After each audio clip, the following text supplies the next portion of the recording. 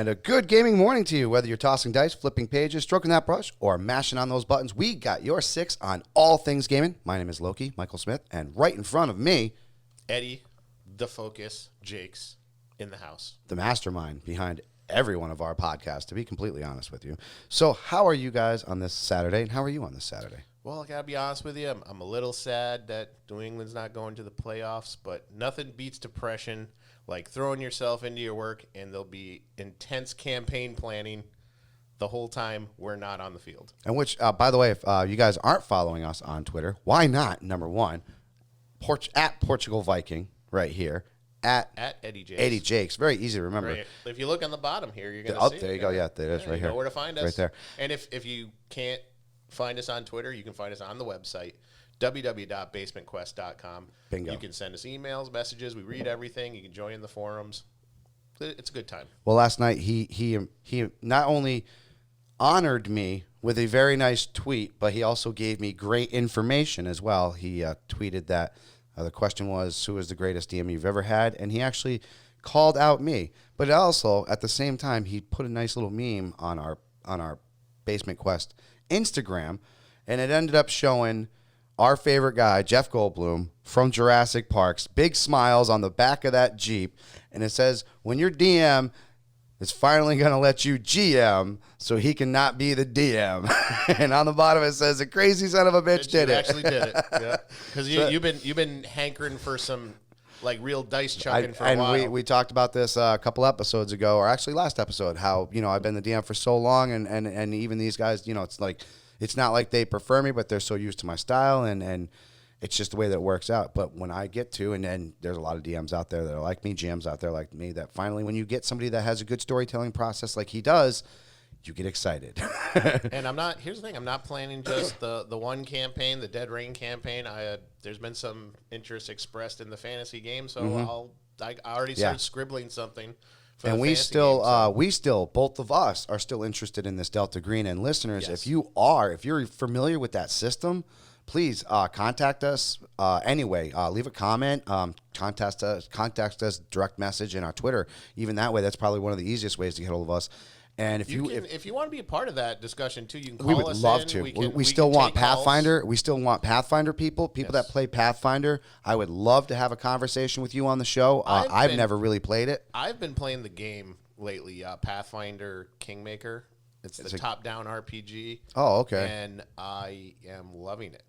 It's really good. It's very easy to play. The combat's pretty smooth on it. So I'm interested in hearing some actual tabletop players. I would definitely love to hear a little bit on that. But like I said, this is not just about us talking about stuff. It's about you guys joining in with your ideas. And if you would like to be a part of it, absolutely contact us. We always love to take on this new information, especially, like I said, this Delta Green system sounded really cool. The more I read about it, the more I watch, the more I want to try it. Because we were running up Beyond the Supernatural game. And it was, wow, it was just so involved, right. And played him just kind of slow on the books, so I put that on hold. And but this Delta Green really looks like it can fill that gap, that void, that supernatural conspiracy type thing that we love. So it should be fun. We're gonna definly try that out. Definitely. And, if any of you have any experience, any of the Arkham games, really, Arkham Asylum, not Arkham Asylum. No, those games. Those games, the company itself. Yeah, yes. the Call of Cthulhu and stuff like that. And actually, a lot of people said that too. That's where it all started, was the Call of Cthulhu, and people really dig that. That's got a really loyal fan base. It does. People it does. Love those. It's games. like the Rocky Horror family fan base. They're just super loyal. Like, don't say anything negative, they're gonna punch you in the mouth. So what we're going to bring you to this show today is we got a news topic that Eddie found that we're pretty excited about, and we're super excited about this new segment that we're going to add to the show that we've came up with. It's called Heroic Holodeck Main Event. And the main idea here is it's pretty much like any of the superpower battles you may have seen, online, where people dress up like their favorite whatever superheroes, however it be. Yeah, think Marvel versus Capcom. But we're going to expand that even further. So we can literally take, like, say, Khan from the Star Trek universe and put him up against Anakin Skywalker from Star Wars. Just some crazy shit. Now, here's the kicker about this.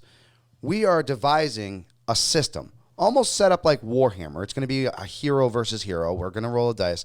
We're literally going to do 5 battles. Maybe two. We'll see. We'll see how 5 works. If it gives me a good amount, each time, maybe we'll increase it. Maybe we'll decrease it. Whatever. The rules are going to be, like I said, very close to a Warhammer. Very simple D6 system. I think we're going to make it. We'll have the rules available on our website. So if you want to actually take advantage of this as well, you can use it as well. We will be doing character creation. So obviously, Superman, if we have Superman out there against, say, Goku, we want to have a Goku miniature. We want to have a Superman miniature. So I will be painting those miniatures, and we will have a tutorial as I'm doing it. They'll be on Instagram, they'll be on YouTube, and blah, blah, blah. The last thing, which I'm super excited about, is every single battle is going to have its own specific piece of terrain that myself and my amigos will be building and painting and also putting on our network and all of our websites, as it were. Then you can also, if you want, recreate this iconic temple, whatever it may be. It's going to be something cool that symbolizes whatever battle is going on. We'll tell you what the battle is. I think we're going to probably do it like every 2 months. So you're going to get 6 heroic holodeck main event battles a year. And with that comes the painting of the miniatures, the terrain that's going to be the specific for that battle, and the rule set on how to do this. It's going to be really fun. I think it's going to be super exciting. We're going to take pictures of it, videos. We'll even have people be guest rollers for their favorite characters. You know what I'm saying? Yeah, if you got a character you want to see, say, Zorro versus Drizzt. Good one, dude. That's actually a really good one. So you would have, you'd come out, to the best, we'd come up with the stats for Zorro and the stats for Drizzt, which are kind of the stats for Drizzt are available. So we would, we just kind of, like I said, we'll converge it over to the system, whether it be pluses or minuses, and added it. And you'd see who's the better swordsman in that regard. Right, exactly. Exactly. Yeah, and like I said, we'll be tweaking the system. This is an idea that's continually going to be going on, and who knows, we might change the dice system, or it might even not even be a D6 by the time we get there. We're going to sit down and actually put this thing together in the next couple of weeks, and I'm hoping by April we should have our first one. Yeah. That's what I'm hoping. I'm hoping the month of April we will have our very first heroic holodeck main event battle, and if you guys have ideas, throw them at us. Hit that comment right now and throw whatever battles you can think of. We'll take them, dude. And it's anything. Any universe you can think of, you throw it at us. If it's a Forgotten Realms character, if it's a Rifts character, if it's a Warhammer 40K character, fantasy character, anything that you can think of, we are going to detail it, put it into this battle, and it's going to be epic. I'm telling you right now. It's going to be fun. It's going to be fun. I'm excited about it. I'm excited.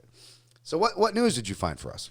All right. Well, there's a couple things actually in the Dungeons and Dragons news. They have this a mystery book coming out apparently. There's not a lot being said about it. At first they said they were going to drop it January 9th, which we're way past. It's January 11th as we record this. Mm-hmm. Now it's saying it's going to be announced January 13th. So 2 days from now. Yeah, a couple other products have also been announced. So it's looking like it's going to be Forgotten Realms centric. Through the point which we've always said is their main. That's their go-to now. That's the main. All the novels written in that realm right now. Yes. They don't really. Ravenloft is just kind of on the side now. Which kind of sucks. Dark Sun's kind of.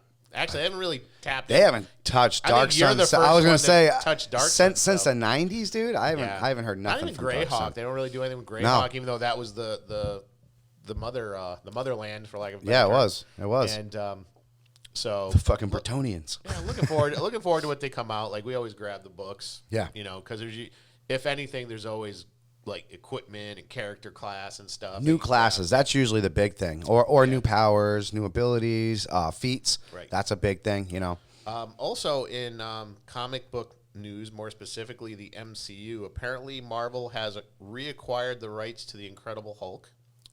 That's actually pretty good news. So, yeah, one of the biggest reasons there hasn't been a standalone Hulk movie since the Edward Norton one is because Marvel can't do it. Right.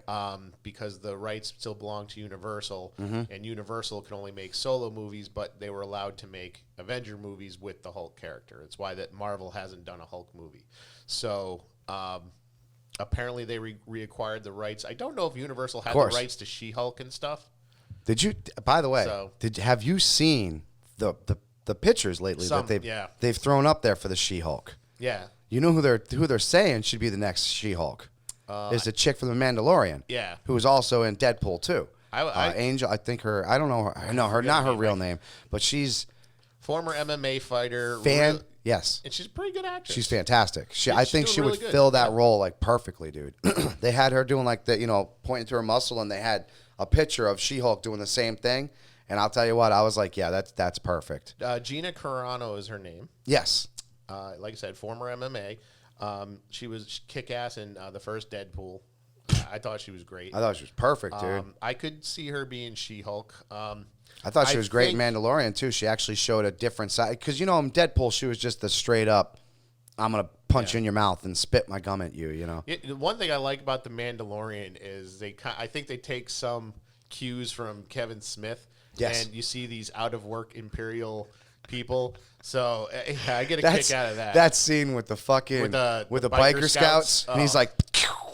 he's like right on the thing and he keeps missing, and then the other guy fucking looks at him like, you fucking idiot, grabs a gun and misses himself and shakes it. No, it's perfect. Bill Burr summed it up best when he's like, he used to be a sharpshooter for the Empire, and the Mandalorian's like, I hope not. And he's like, I wasn't a damn stormtrooper, you ass. I was like, great. But yeah, no, Gina Carano, I think would be a good Hulk. The only thing is whether or not they plan to just CGI out the She-Hulk, because obviously the Hulk is very CGI now. Yes, Lou Ferrigno is the last man Green to Hulk. ever be the Hulk. Right. He will be the last human to ever play the Hulk, if you think about it. Absolutely. So even though I guess they do have the actor in a suit and then they CGI around him. But even the suit is just kind of... Yeah. Well, even it's bare bones, you know what I'm saying? It's got the chest, and then it's got this little stringy thing, and it's got fists at the end of it. He's got a little thing where... You got a big thing. Yeah, exactly. The head. Seeing, what's his name there, Josh Brolin play Thanos behind the scenes. Same way. Kind of funny, and it's just like...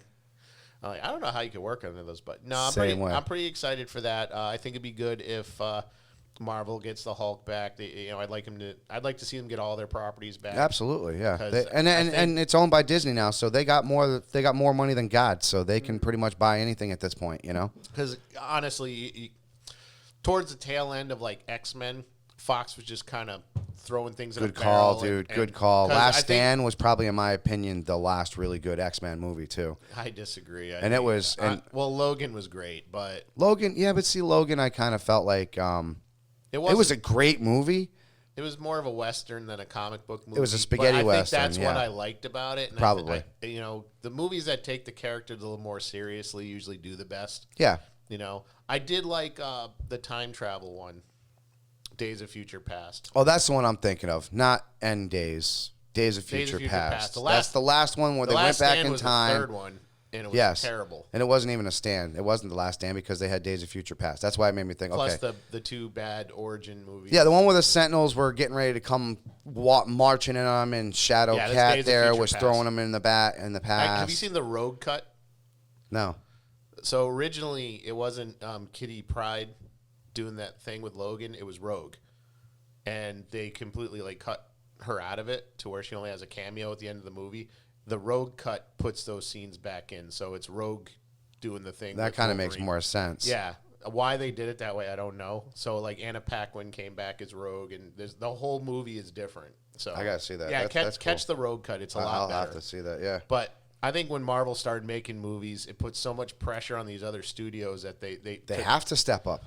Yeah, but they didn't, though. That's the thing. Yeah, I know. That's the thing. They got you get. I think the same problem with DC, where you're just trying to keep up instead of focusing on making a great movie. Instead of taking 6 months more to make a great movie, you're trying to push it out to be up against these guys. Yeah, exactly. And there's no way you're going to win. So Marvel technically is competing against itself. Yeah. Instead of realizing and understanding that there's plenty to go around, guys. Absolutely. Absolutely. I mean, obviously, we grew up with these characters. We're going to see the movies. Mm-hmm. Even if not in the theater, we're going to rent the tapes, dating myself. We're going to rent the videos. We're going to go to Blockbuster, yo. Oh, God, I missed that. But I do miss Blockbuster. I do miss the video stores. God. But, yeah, you got to focus on making a good movie, and I think that's where Justice League fell. is they're trying to pump out an Avengers. And I really wanted to like that movie. Yeah. I was hoping that was going to be an like Avengers. it. I know it's not good. And Avengers... It's one of those things where I like it, but I know it's not good. And Avengers holds a special place in my heart. Because if you think For about a lot it, of people. this is also the last time that you see them all wearing their quote-unquote iconic costumes, too. You know, it was so important to have Captain America out there with the stars and stripes. Iron Man with his first Mark IV, you know, that setup. Yeah. Hulk just being the smasher. Even Black Widow was as close as she could be, and Hawkeye was like, it was a little weird, you know? It took a while for them to really figure out what to do with Hawkeye, but I think by Endgame, he was one of my favorite characters. Yeah, he was great. He was one of my favorite. Dude, emotionally, when they were like, you know, trying to break shit down in Thor, he was like, why don't you go fucking ask the guy floating around there? Why don't you go ask him? I think why don't you talk about that space magic? You know, he made us feel great to be a human, you know? I think once they acknowledged his weakness in the movie where he's mumbling to himself like there's aliens everywhere and I have a bow and arrow. Yes. I'm like, okay, none of this makes sense. That's awesome. That's awesome. So once they became aware with the character, because he tries to quit like several times to the film because he knows he's a guy with a bow and arrow. This is getting too deep. Yeah. I have a family, and it's like, but he gets pulled back in. Every time he gets out, they pull him back in. Yep. So, yeah, I mean, Marvel obviously just doing it right. DC was trying to, I won't say copy, but compete in a bad way. Like, I like competition, but you can't rush it. You need to take your time with it. You need to develop it. You need to develop those characters. Honestly, we should have had maybe, I'll say, 2 Superman movies before we had the Batman v Superman. I agree. And we probably should have had a standalone Batman movie with Affleck. If you're going to use Affleck, you had to have him. You had to establish him as the character. Absolutely. And then I think they should have possibly pumped out this Wonder Woman movie that's coming out. So a couple Wonder Woman movies. So you should have had 6 films before you started putting them together. This journey towards. And maybe have cameos, like maybe bring the Flash in for a Superman movie, maybe bring Aquaman in for a Batman movie or something, you know? Right. But I think before you actually had the Trinity, we'll call them the Trinity, because Batman v Superman is basically the Trinity. Yes. You know, before you had the Trinity in it, you should have, you know, established those characters. And then I think Batman v Superman was kind of a dumb idea. I think The World's Finest would have been better. Yes. And I think they could still do that if they want. If they really wanted to refresh the series, they want to reboot it. If you're going to have Pattinson, you got to keep Cavill. If you want to use Pattinson as Batman, you can retcon, just ignore what you did. Yes. And bring in The World's Finest. Bring in I don't even mind Cavill. Patterson, it's Patterson, right? Patterson. Yeah. I don't mind him as Batman. He actually, he's got the chin and with stuff. the cowl on. He does kind of pull it off. So, and then Batman does have fucking blue eyes, and so he's pulling that shit off too. You know, so it's like I think he'll look good as the rich. He'll pull that off. Yeah, he's already got that the chiseled face. You know what I'm saying? And he's already got that snooty. Like even when he played in the vampire shit there, he just had that fucking snot thing about him. You know. One thing I liked about Bale is he when they first started that series, he pulled off the entitled rich kid very well. I think if he came out with that schmug, off, he was like. And I don't think people realize how important that is, because if he's trying to separate himself from Batman, that is the best way to do it. You're right, dude. There's no way this arrogant asshole is so easy. Batman. Right, I said, just like I've said lately, what did I do with the NPC character? I gave him the voice of Batman just to make him, Exactly. It's so easy to make Batman. It's so hard to pull off Bruce Wayne, and you're absolutely right there. All right, so before we get into the meat and potatoes, I do have one more little bit of information that I was super proud of. And me being Disney Plus, you being Disney Plus. Oh, yeah. And if you guys aren't Disney Plus, go to our website, because I think, don't we have affiliate links for that too? No. We need affiliate links for that because we blow them up a lot. But, especially with Mandalorian and anything. It is official. The Obi-Wan Kenobi has been signed, and Ewan McGregor will be playing Kenobi. My favorite Kenobi ever. You know why? Because the guy still to this day. There's only been 2 of them. Yeah, but still to this day, the guy still makes fucking lightsaber noises when he fucking, that's so funny, dude. They still have to edit him out. So anyways, they're trying to find. We got to redo that. Stop making the noises, McGregor. So they're looking for a young Luke, and a lot of people have been bringing up Sebastian Stan, who is the Winter Soldier. Yeah. And if you guys have ever seen this picture, if you look up right now, look up Sebastian Stan, Luke Skywalker. Sebastian Stan as Luke Skywalker. The only thing that they did in this picture was take Luke's iconic hair from Tatooine and put it on his head. And you guys as well, do your homework and go ahead and look this up right now. Okay. Is that not creepy? I'm a believer. My only objection is I think Sebastian Stan is older than Mark Hamill was when he took the role. I agree. I agree. But, I mean, he also looks very young. And I mean, I'll have to see how they do it. I can see it as being problematic because one of the things with Luke is he's done nothing up until R2-D2 and C-3PO show up. So if he's going to But the whole time, Ben is supposed to be watching him. And the first time he sees a lightsaber, he's looking at it like, woo. Yeah, what is this? Yeah. So if they're like going to have this show where he's going on these adventures with Obi-Wan Kenobi, it's just not It's not going to work. fit. Yeah, it's not going to work. You're right. Yeah, I mean, I know Obi-Wan stayed on Tatooine to watch Luke. But so let's not also forget, there's a lot of stuff that went on during the Clone Wars. During Rebels there. Obi-Wan lost his fucking love. Darth Maul came back and killed her. I still haven't watched that show. Oh, you got to do that. I got to watch it. It's on fantastic. Disney Plus. It's I fantastic. Watch All right. So today's show is we are both, like, he's more of a Trekkie than I am. And back in the day, way back in the day in the Project days, 90s, we used to bust each other's ass all the time because I would watch Star Wars and know my knowledge about Star Wars was incredible. And his knowledge about Star Trek's pretty fantastic. Yeah. And as well as, he knows the serial numbers for about 50 of the fucking Federation ships out there. So I'd say it's pretty fucking good.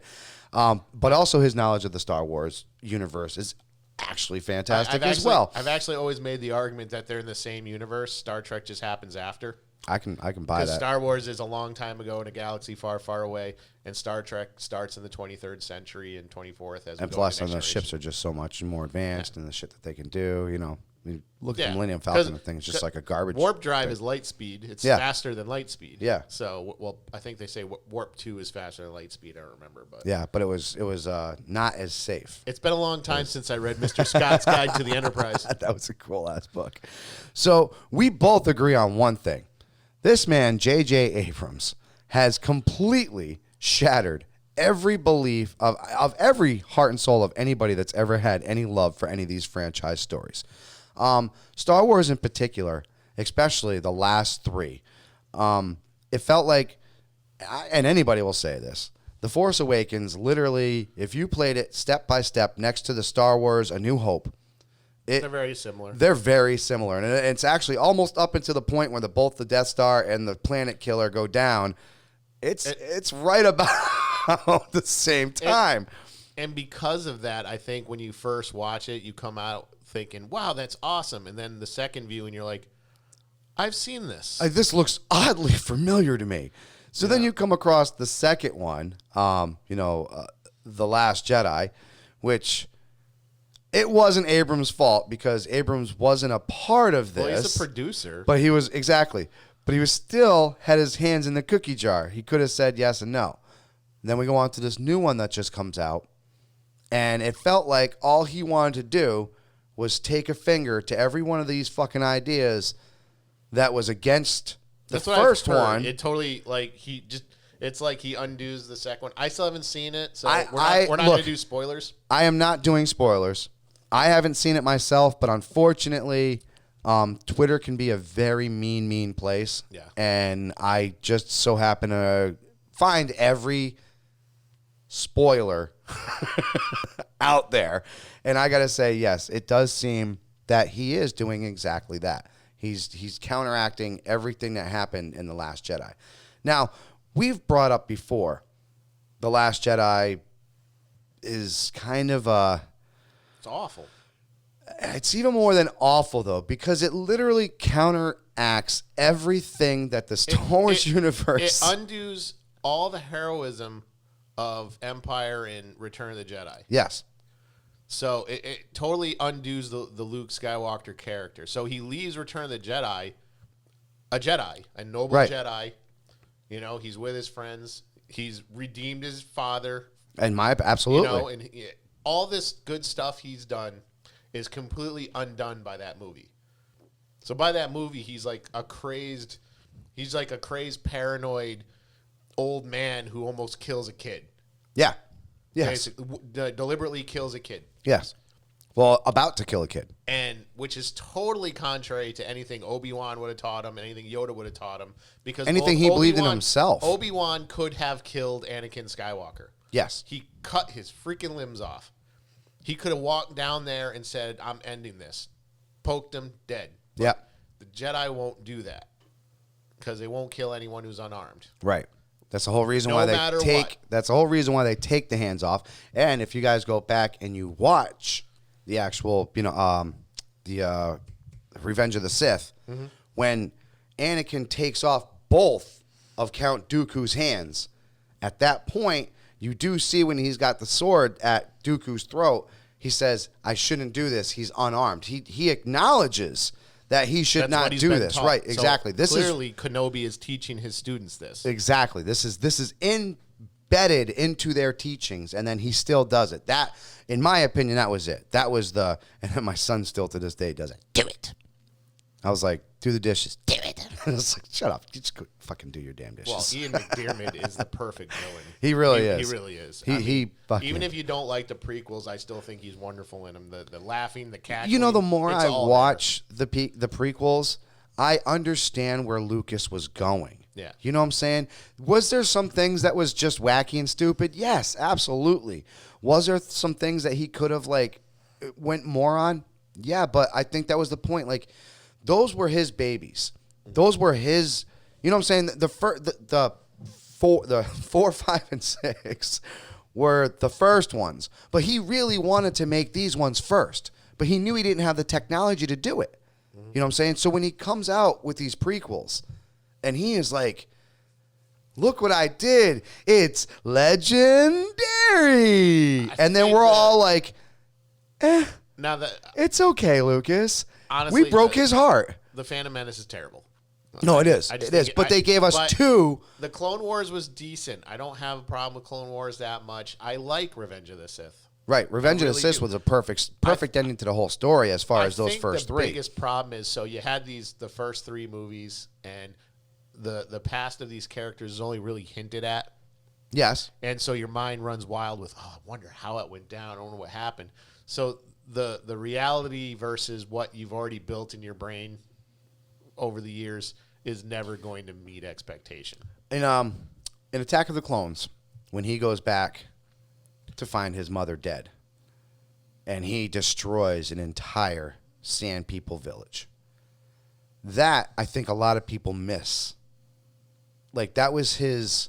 Because honestly, it's overshadowed by Hayden Christensen's really bad acting. It is. No, I hate him. It's slaughter them like animals. No, but you can't.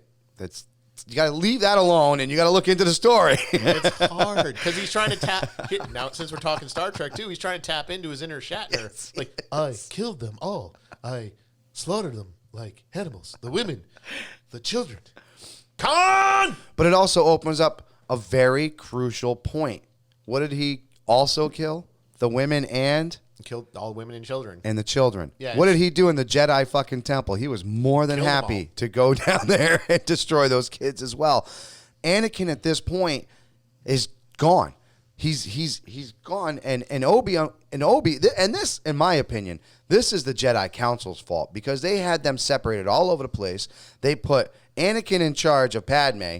And then Obi had to still go out, running out and finding all his fucking shit and his mystery that had to be solved. Well, that's the genius of the Emperor. Yeah. He knew divide and conquer. That's exactly it. He created that whole, people miss that, created that whole Clone War to divide and conquer. Yes. You're never going to stop all the Jedi together in one location. And by the end of Revenge of the Sith, Order 66.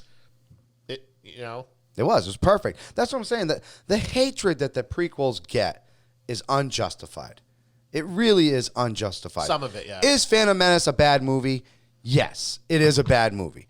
But it opens up the next 2, and the next 2 is what really creates the Star Wars universe. You know what I'm saying? You realize when New Hope opens up, when you see that little ship running away from this big, gigantic ship, you realize there's a lot more behind that ship right now than you ever thought there was. Oh yeah. You know what I'm saying? Like when you get done with Revenge of the Sith and you get to go to New Hope and you see that scene, it is just incredible, dude. It's incredible. It makes so much more sense. And Rogue One, like I love how they filled that in. Rogue One was great. It was. I have no hatred for Rogue One. When I first watched it, I was like, eh. But then I watched it again, and I put it into the Star Wars universe where it needs to be. Yeah. I watched from the rip. I loved it. I thought it was a great. Oh, it was great. Great acting, great storytelling. I was concerned, like, am I going to enjoy a Star Wars film without lightsabers? I won't lie. But they give you what you want by the end, so there's a payoff. Yes. Like Darth Vader shows up, and it's the best Darth Vader's oh ever my been. God, is it? Honestly. I mean, if for movie wise, if you guys have ever played any of the video games, then no. I'll tell you what, 'cause Darth Vader is a nasty motherfucker in these games, dude. Yeah. The Force Awakens 1 and 2.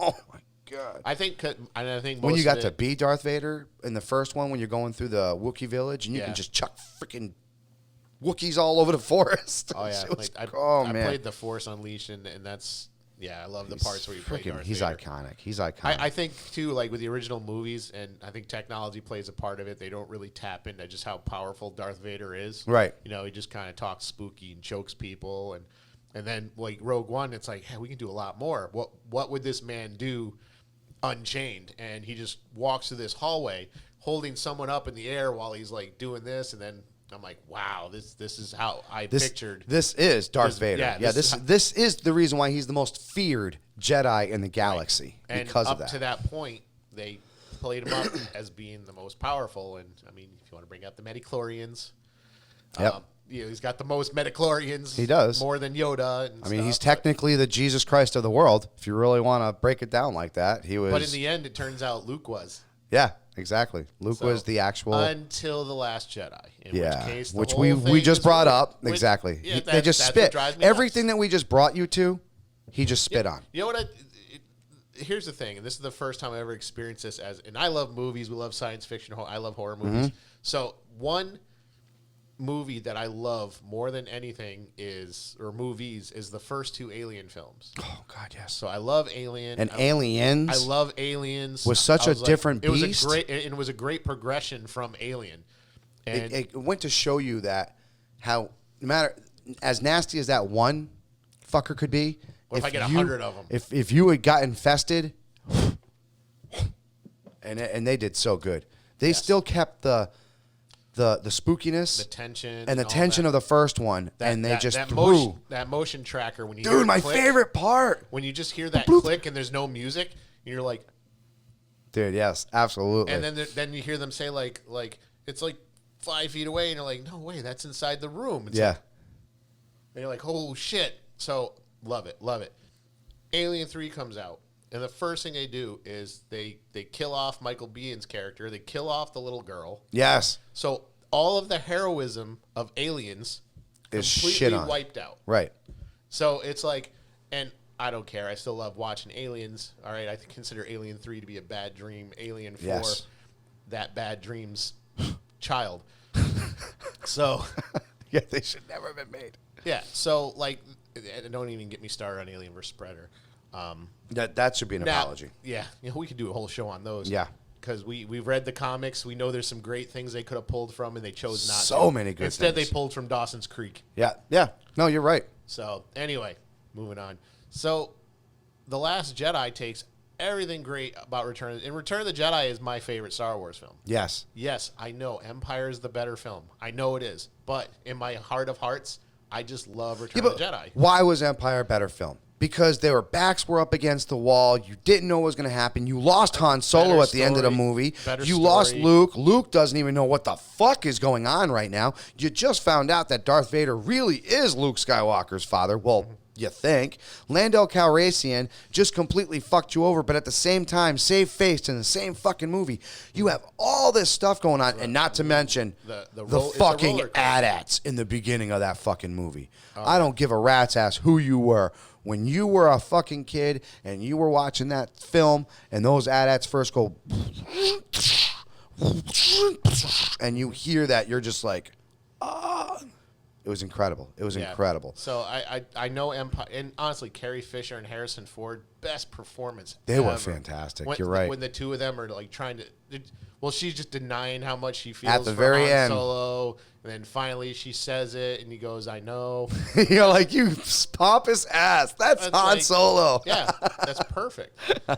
And it's clearly the better film. I don't know why I love Return of the Jedi more. A lot of it has to do with the Luke Vader confrontation. I love that. Luke has his new lightsaber. I think Ewoks get a lot of flack. I think it was cool to have such a low-tech army versus such a high-tech army. So that's the other thing a lot of people realize. Like, Luke made a new lightsaber.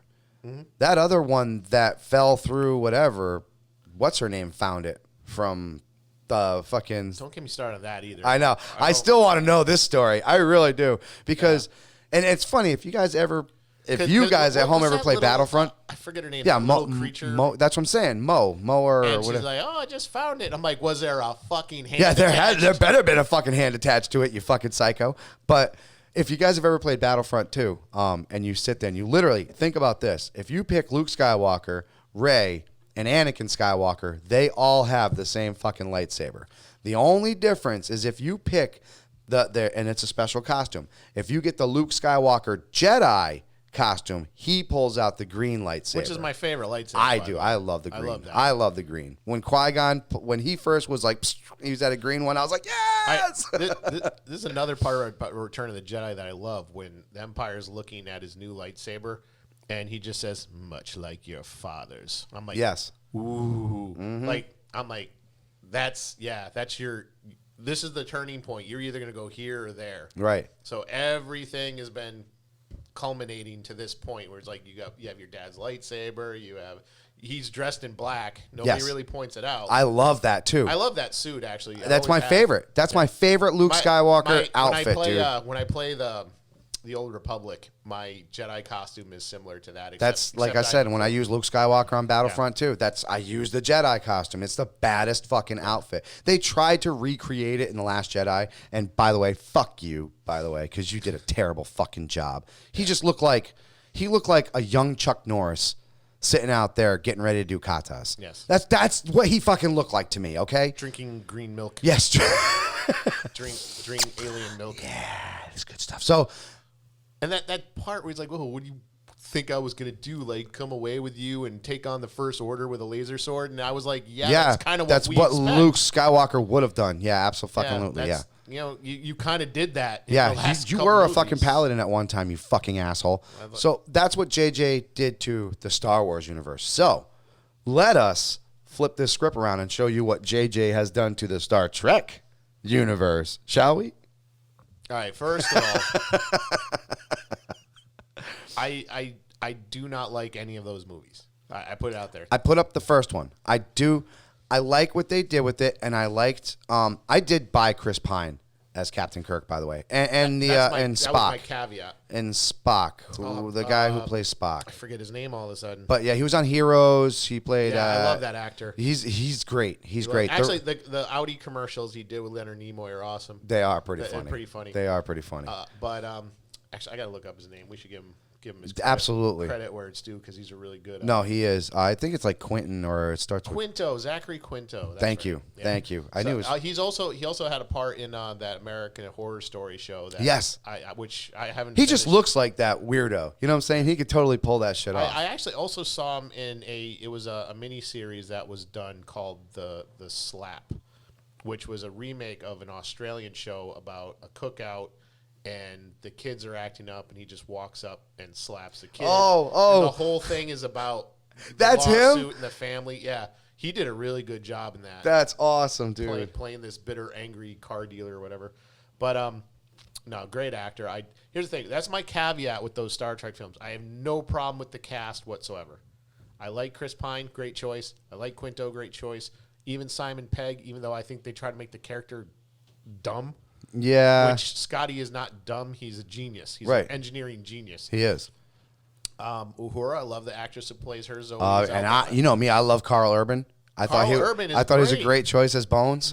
As soon as I heard him talk, I'm like, oh, this is perfect. Yeah. I have no problem with the cast. I have a problem with the material. Yeah. It's very weak.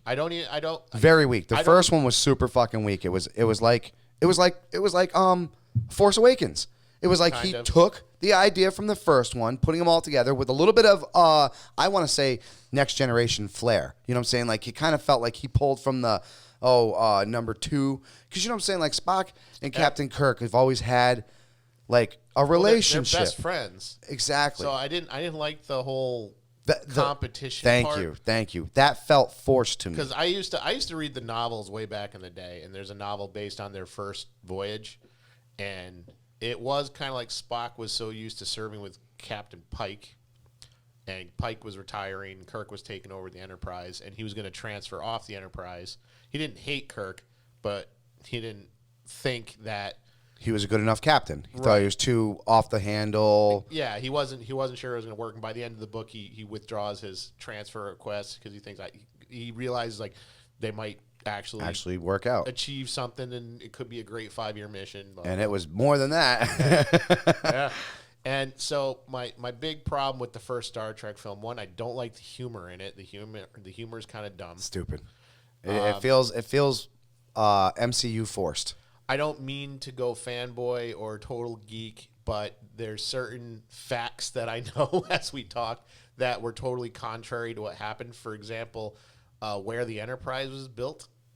The Enterprise was not built in Kirk's home state of Iowa. Right. It was built in San Francisco, so that bothered me. In the San Francisco shipyards, it's a thing. Look it up.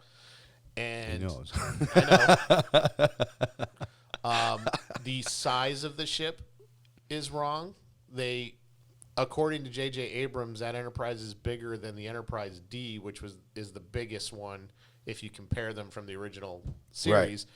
That's not true. It's supposed to be smaller. It has a crew of 450. And they're like, oh, it's got a crew of 1,100, and it's this long. And I'm like, timeline didn't change that much. Yeah, right. Because I understand they're going to. And I remember that book you had because it literally had all the Enterprises next to each other. That was a really cool fucking book. Yeah, and so that's me nitpicking. But I could like, all right, I can forgive a few things. Yeah, but we can do that like we just do with Star Wars. You know what I'm saying? And this is, if you're a fanboy, it's a certain thing. It's just like the MCU. You know what I'm saying? Like certain little things you're like, but you buy into it because you want the franchise to work on the film. It's for us, and this is what I want people to realize. For us, we want nothing better to sit back and watch a great film of our characters come to life on the big screen. When they did Lord of the Rings and they did it justice. Yes, I love those movies. I was like, thank you. Yeah. Thank you so much. Like, you could have fucked this so bad. So many people could have fucked this. Many have tried, and they've done it the only way, right, exactly. And the animated was the only one that could actually pull it off at the time. And even then, it was short.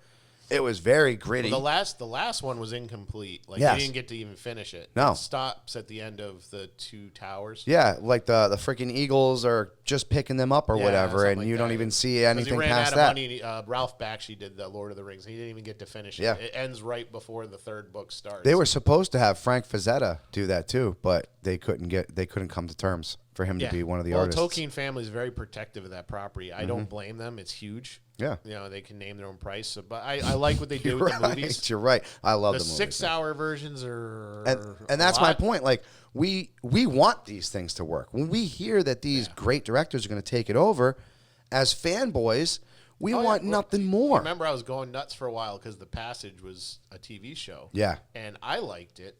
It ended up getting canceled, but it's my favorite book series right now. I mean, what was the other one that I loved way back in the Sliders? When that one got fucking canceled, that broke my heart, man. Oh, on Fox. Yeah, that was at least that show got a run. At least it got a good 5-year run. I think. Was it 5? I thought it was like 4, and they just kind of like shat it out the window, and I was like, what? That was doing so good, man.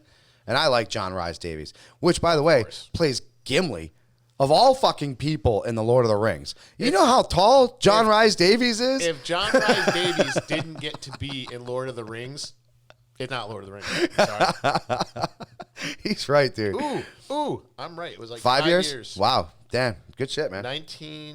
We're dating ourselves, folks. 1995 to 2000. Wow. Yeah. Good call. Yeah. Good call. That was one of those. They took that away from me too really fast, and I was like, what the fuck? Why'd you do that to me? But back to Star Trek before we get too far off topic here. This is my problem with the three films as a whole. And I forget that they have three. Well, that last one, I don't. What was that chick, by the way? Wasn't she like some alien? Like you know what she reminded me of? To be honest with you, was freaking Zamora. Not Zamora. Damn it. From Gamora. Thank you, Gamora. Gamora. She reminded me of Gamora from freaking Guardians of the Galaxy. You know, she's running around. Isn't she Uhura? What? No. Oh no. She's I'm Zoe. Oh, you're right. Zoe Saldana. Yeah, you're right. I know she's Gamora. Yeah. And she's Uhura too. Yeah, you're right. Well, no, Zoe Saldana is Gamora. Right. So the other alien person reminds you of Gamora. Yeah. Yes. Who was that? Let me look that up real quick. But she's probably Valkyrie from fucking the MCU. Yeah, probably. But what? Yeah, I always forget there's three because I remember the Khan one, which was, oh my god, they destroyed the Khan character. Which, if you guys ever watched the original ones, Wrath of Khan, Star Trek 2. The original episode was Space Seed and Ricardo Montalban as Khan, and he was in that, and he rewrote it. Yeah, that's where they pulled it from, and he's. I'm sorry, it was. I'm not saying you couldn't use Khan again. It was too soon, though. I don't like what they did with him. I don't like what they did with him at all. I think it went against everything that Khan was. Yeah, you know what I'm saying? Like they made him this fucking malicious general, and he wasn't like that. He was for his people, yes, absolutely, but for his people, like he wanted nothing more than just for his people to fucking survive. And he was diabolically evil, though. No, absolutely. The thing I had an issue with is, first of all, the character is he's of Indian descent. His full name is Khan Noonien Singh. Benedict Cumberbatch does not look Indian at all. Ricardo Montalban can kind of pull it off. And I think the reason why you get Benedict Cumberbatch is because he's uprising at this point. He just had, he's just coming out with the whole Doctor Strange movie. So you get it because of the face. You know what I'm saying?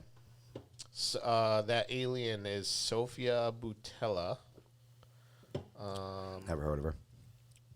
I'm trying to think and see if there's anything else she's been in. She was in Atomic Blonde. Yeah. No. Kingsman, The Secret Service. She hasn't been in too much that's been like wow yet. But you know what I'm saying? It's like that very Gamora character. I'm gonna stab you with a sword, kick you in the face, and grab your nuts and throw you around. Yeah. But here's the thing, like I don't. You saw Star Trek Nemesis, I assume. Yes. The last Next Generation. Yes, movie. that was the one that they cloned Picard. They cloned Picard and made an actual Romulan clone Data, for lack of a better term. Yes, that's right. Yeah, they like spliced him or whatever they did. It's not because there's Data and there was lore. This isn't lore. It was another one. That's right. I'm like, and honestly, you could play that movie and Star Trek 2 together, and they have the same beats. Like the movie is so have to check that copy of Star Trek 2, it makes you sick. They fight in another nebula. Yep. They pull this thing where they distract the bad guy so that they can do. The comment. Yeah, the iconic fucking space fucking scene where they're going. The whole movie is trying to be Wrath of Khan, because they're at this point they're running out of steam. I think. Yeah. Patrick Stewart called it franchise fatigue, which happens after a while. A franchise gets worn out, and you take a break. So when they bring Khan back for the second Star Trek, I don't know if you want to call it a reboot or whatever. But that was Into Darkness? Into Darkness. Yep. And you're just not even hiding the fact that you're doing it. No. And you even change some of the dialogue. So instead of Kirk screaming Khan, you have Spock screaming Khan. You have Kirk die. I'm like, When I saw that movie, I'm like, you think the audience is stupid. You really do. No, you absolutely do. Yeah. And once again, this is our buddy J.J. Abrams with his ideas. Who's a good action director. I won't take it from him. Right, There's but great action in those movies. I won't take that away from him. But he doesn't. There's no philosophy. Right. There's no homework, dude. There's no homework. He does zero homework, and he has zero respect for the followers and for the people that have worked, like you said, so hard to make such a good story. I think up until actually getting to do the Star Wars movies, he wanted to do a Star Wars movie. Oh, he did. He said that. It's like, oh, well, you can't have Star Wars because George Lucas owns it, but here you can have Star Trek. Okay, I'll take Star Trek and make it Star Wars. You can change the phasers. They're like doing little blasts. Yes. The weapons on the ship are like, I'm like, what the hell?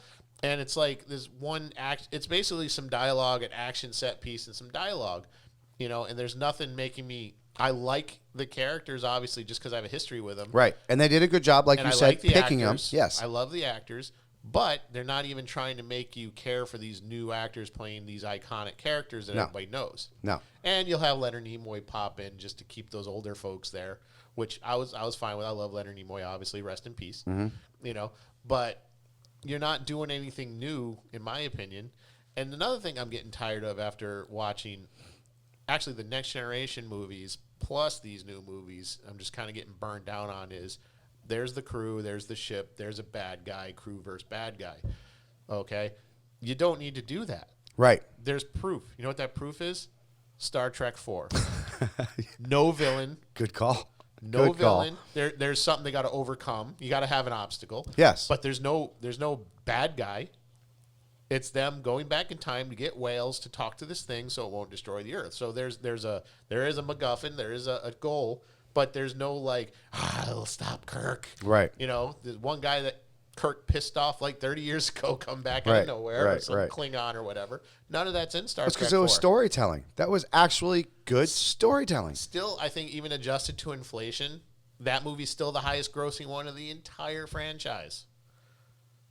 Seriously. That's Star Trek 4 is the highest grossing one. And so you don't need that. And if you watch the Star Trek show, you had the serious ones, you had the action ones. But then silly ones. You had these silly ones like with Trouble with Tribbles. Now, I'm not saying you got to do a 2-hour movie with Tribbles or something like that, but you can be you need a break. You need a break. Like, you can sit, just once, I just like one of these writers to sit there at the typewriter and be like, there's something we can do. Let's not have a bad guy. Let's have a movie, because Star Trek 4 focuses on the crew more, right? And they're in these. Then there's some humor. Obviously, they're in the 20th century. They don't know things. They're like, oh, what about like having McCoy complain about the medical technology of the time is great. Yeah, that's classic McCoy. Yeah, like, oh my God, this is the Dark Ages. Like, that's classic McCoy, and that's taking the best about that character everybody loves and building it, and everybody laughs, and it's just like, oh God, that's exactly what Bones would say. That's great. And that's why that movie's so good. Some people hate it. They go, oh, the one with the fucking whales. But it's you obviously didn't watch it really well. It's entertaining. Obviously the Enterprise is destroyed at that point, which I thought was a dumb move. I think I would have liked the Enterprise in that movie, but they get a new one at the end of it, which was kind of cheap. But it's like, okay, so you destroyed the ship just to give it back to him. I think that's dumb. Lesson learned. It's like, oh, we got a bunch of Enterprises here. Here's your new one. Here you go. And it started that tradition of the dash A, B, C, D thing, right? Which any naval officer will tell you they don't do that. No, no, they just rename it. They just get a whole new fucking ship. That's the thing. And here's the thing too: if you have a director that's directed the Fast and the Furious. You should not be directing a Star Trek movie. I'm sorry. Or at least get some practice elsewhere. Yeah, I mean, and I'm not knocking Justin Lin. I think he did a great job with Tokyo Drift, and then I think he's done pretty good with that franchise, Fast and the Furious. That's his strength. Okay, I mean, I don't think he was a good fit for Star Trek. Mostly because I don't think Star Trek is supposed to be this crazy action piece. No, No, you have action scenes. Yeah, there can be some actions, Right. with the ships and but stuff it's a like lot. that. A lot of it, I really kind of feel like. Whereas Star Wars is the blasters in your face, the lightsabers, these epic, Well, Star Wars, it's in the title. That's- Star Wars. Right, exactly. So you're It's used not to Star saying Picnic. right. So that is all set. Star Trek is A journey. It's right, an and exploration. sometimes you come into conflict, Right. and you want to take care of that conflict as fast as possible. So the fighting is completely different, and I love how you bring up that aspect, because when you're used to just being an action director, when you're used to just being this one thing, it's almost like when you're used to only doing a horror environment as a DM or as a GM, and you try to bring in this new element as far as just doing Greyhawk, and there's werewolves and zombies and all this shit still going on. You never adapted, you never evolved. And you're right, he never evolves, and he never even tries to evolve that story at all. Exactly, because obviously if you're playing in the horror setting, you got to understand that you are going into, we'll say, the Lord of the Rings type stuff. So you need more magic, you need more magical creatures, you need more, less horror, more fantasy. Right. Not to say you can't have some horror elements. Absolutely. Obviously, 'cause like you said, have that it's occasional Dungeons and episode. Dragons, you going into dungeons. Yeah. But you got to understand that if you have like Ravenloft players and you say, hey guys, I'm going to run a straight fantasy game next week, and they're like, all right, yeah, fantasy, and then you run a Forgotten Realms with zombies, and they're like, okay, I feel like we're playing Ravenloft, except now I can be a dick and not get punished for it. Right, exactly. I'm not getting a freaking half ogre forming on my fucking forehead here. This is great. Yeah, so you got to choose the right people for the right job. I don't think Justin Lin was right for the job. Nick Meyer, who did Star Trek II, is credited with recharging the whole franchise, because after the motion picture, everyone was kind of like, well, it wasn't bad, but that was kind of 2.5 hours of not much. It was 2.5 hours of everything we already knew. You can go too far with what I'm saying too. Like if you're just doing a movie that's one glory shot of the Enterprise after another, I like that. I can't take credit for that. That's Kevin Smith. Kevin Smith said the Star Trek motion picture is not a bad movie, just kind of boring. It's like they talk and there's another glory shot of the new Enterprise, because it was new back then. And it was beautiful. And it still is. It's still my favorite ship. Yeah, I got the toy upstairs. It was. And the angles they got on that thing were absolutely fantastic. Yeah, you should look up stuff on that model. The way that model, every light is there for a purpose, because they wanted to be realistic about space, because obviously if you're in deep space, there's no sun. Yeah. And it's like, well, how would you see this ship in deep space? And it's like, the ship lights itself up. Right. So that's why if you watch the motion picture, it's almost darker, but the lights hit the ship in certain spots where it's like, well, that's what a spaceship would look like. That's a really cool. Then they movies afterwards, they actually think about that stuff. The movies afterwards, they slash the budgets by a lot, and so the ship doesn't really light itself up anymore. Mm-hmm. So it's kind of more there. That's been my only complaint with the films afterwards. But I kind of get the audience. I don't think the audience would buy that after a while, right? Because with Star Wars, they like that in your face. That you got the Star Destroyer coming at you, and stuff. I mean, going right back to Revenge of the Sith, the very first opening scene, you got the two Jedi, fighters going next to each other, and then they zip on down, and boom, you're in this huge epic space battle. You know what I'm saying? It's that. Rewinding, another reason why I love Return of the Jedi so much is that end space battle was very so well done for the time. At that time, that was probably the most, what's the word I'm looking for? I had the most going on. You've never seen that many TIE fighters out there at once, that many different styles of ships. The Y-wings, the A-wings. Squadrons. The squads were out there. Yeah, all done with miniature. Ambitious is the word I'm looking for. Most ambitious, special effects ever. Yeah, deep space fight. I would have to agree with that. And I was like, you watch Return of the Jedi. I got to see it in the theater when I was a kid. I did too. And you're watching it and just like, and it does. It blows your mind. Wow. It blows your fucking mind. Then you watch the New Hope, then watch Return of the Jedi. New Hope, that fight scene is cool. But it's mostly. But there's nowhere as many down ships. A trench, and that was cool at the time. Then Return of the Jedi, it's like they're not doing the trench thing. They're just like, it's full on assault. And it's like just watch a Millennium Falcon spin through all the different. It's just absolutely. Honestly, if you can, I know probably got a lot of younger people that probably didn't get to experience that, but get like the biggest TV you can. You know, put on some headphones, turn the lights off, just watch that scene. Yeah. Put out of your mind everything you've seen, Yes. like MCU and stuff, and just watch that movie with the mindset that this was done in 1983 with miniatures. with miniatures. There's no CGI. There is no CGI. Obviously, the special edition probably has some now, but I think they added more ships. To be honest with you, I think they added more flagships. If you can score an original print, watch that and just think that's good what call. he did. Good that's call. what they did. That was his in dream. 1983. That's what they did to pull off that shit. You know, they did build a goddamn X-wing out of tubes of toothpaste and all this other crazy shit. You know, like watch some of the things, and like you said, it was ambitious. Today they don't even need to do that. They just need to hire some guy that can make a fucking ship on the computer. Actually, they're usually hiring Industrial Light and Magic, which is George Lucas's company. Well, he sold it, but it's the special effects I company. told you, man, people pissed him off so much that he was just like, fuck y'all, I'm just done with you guys. Well, fuck you. I'm sure the $1 billion. Oh, that helps him too. That helps him too. Yeah.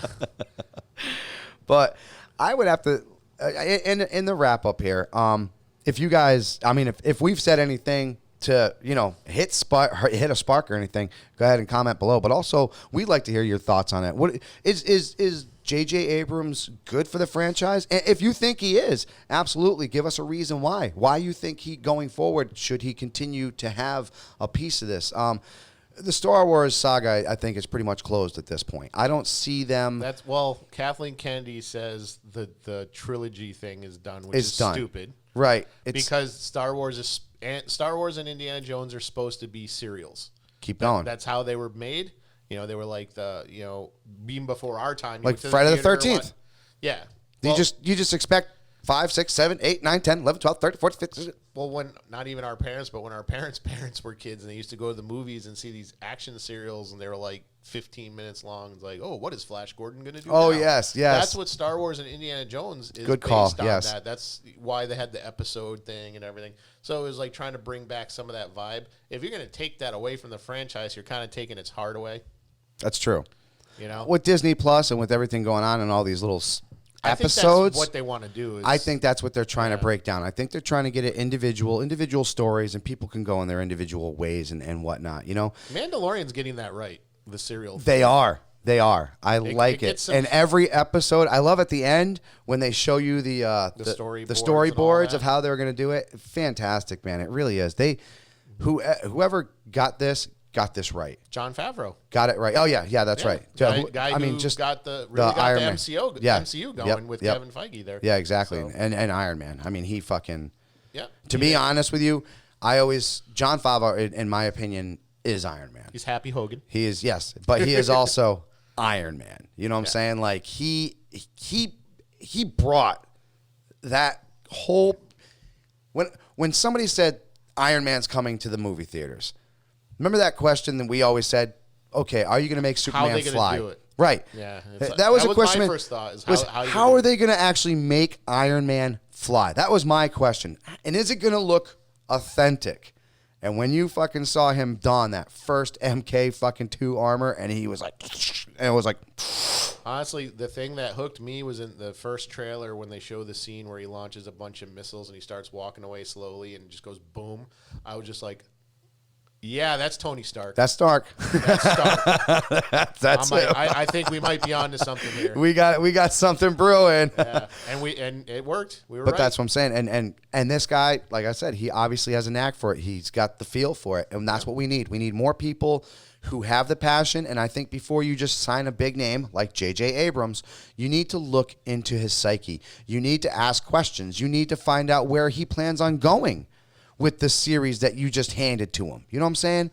And in both of them, I feel like he failed both franchises. That's my honest opinion. I don't think it's almost like Michael Bay, you know, with the Transformer franchise. Remember when he first said, I'm not dogging the first Transformers movie because he did a great job. I don't mind it. I like that. And the second one's okay too. It was all right. It was the beginning of a downturn. It was. And then after that, it was stupid. But his biggest thing when he first made those movies is a lot of people question the reason why they didn't look like the old school Transformers. And he said, because I can't make it happen. Fast forward 10 years. To Bumblebee. And it's a terrible movie. Don't get me wrong. Bumblebee is a horrible fucking movie. But you know what they did? They actually made them look like the Transformers that we knew and loved. Yeah, and I was like, so you couldn't You do couldn't this? do this? How couldn't you do this? You know why? Because you were lazy and you didn't want to do this. You didn't want to do it. And that's remember, he didn't want he didn't want Peter Cullen to come back. No, I know. And then everyone's like, if there's no Cullen, you ain't got no Transformers. We're not going to the movies, bro. There is no Transformers, buddy. So, yeah. I mean, he gave us fucking battle fucking chip for crying out loud, Yeah, but definitely, Jon Favreau is definitely the father of the MCU. I agree. Not bad. The Godfather, not baby. Not bad for a guy whose first movie was Swingers. Right? You ain't fucking lying. Yeah. All right, guys. Well, we're going to wrap this up. Make sure you guys are watching us on Anchor.fm. We're now on Spotify. As always, we're on YouTube, of course. He's going to be slapping Google that one out there. Podcast, Pocket Cast, Radio Public, still trying to get on iTunes. For some reason. I don't know what the holdup is. Yeah, me either. And I know my son just got a nice new iPhone, so he's been dying But if you to. do use Apple Podcasts, you can get the RSS feed and just drop it in to your app that way, and you can listen that way. That's pretty cool. Hopefully you'll be able to leave reviews and stuff. If you want to support the show, go to anchor.fm. You can donate as little as 99 cents a month if you like the content. You want to get the content going. Yeah, and that just helps us bring better content to you. We can start focusing more on, the aspects of this. And don't forget, you give us the ideas. We're more than happy to get we'll some. talk about it. And if you can't donate, but if you shop at Amazon, you can go to our website. Or if you want some really good RPG PDFs and stuff, we are affiliated with Drive-Thru RPG. You can get your materials that way. I got all kinds of paper terrain and stuff. I can't wait to use. Yeah. Pretty excited. What else? We are affiliated with the Ultimate Gaming Table, so there's links on the webpage Which we for talked that. about extensively last week with our big group here. They seem pretty excited. We might actually throw in for some of that, but it's a great table. It's a great setup. It's perfectly designed to your needs and how you want it specifically designed. You can't beat that. I mean, it's fucking fantastic. And at checkout, if you use the code BasementQuest50, you'll save $50. $50. That'll let them know that we sent you. That's a case and a half of beer, a brand new bottle of whiskey that you can have right next to that beautiful table, a new set of dice, that new book that be coming out right now. Maybe even you pick up Delta Green and give us your thought on it. There you go. That's what you can do with all that money saved. Yeah. So, and please take part in the forums. And absolutely, we're there all the time. We love answering questions. We love the comments. Anything you want to talk about. What's your favorite character in D&D? What's your favorite class? What class did you miss? Maybe that hasn't been around forever. Maybe you just love video games. Tell us what your favorite video game is. Tell us why. What franchise has died? Where are they now? Would you like to see them again? Get active with us. We welcome the activity. We want the activity. We just don't want a thumbs down. If we're a thumbs down, give us the reason why we're a thumbs down. Give us, it just didn't feel like you gave a whole lot of information that. You know what I'm saying? We don't mind the negativity. We like the negativity because it gives you a better show. It makes us as hosts better, and we want to give better quality. But just to get a negative thumbs down with nothing behind it doesn't help us make it any better. And we welcome those comments. We do. Yeah. Good and bad. Good and bad. Hey, like I said, you don't just have to feel like you got to click that thumbs up just because we're awesome and we're great looking. I mean, that's beyond that. It helps. Do it. It does. We don't mind. But do it because you really love this content and do it because you really want to support this show. That's the biggest aspect. All right. Well, I'm Eddie. And I'm Mike. Until next time, this is Basement Quest, taking care of all your gaming needs. We'll see you soon.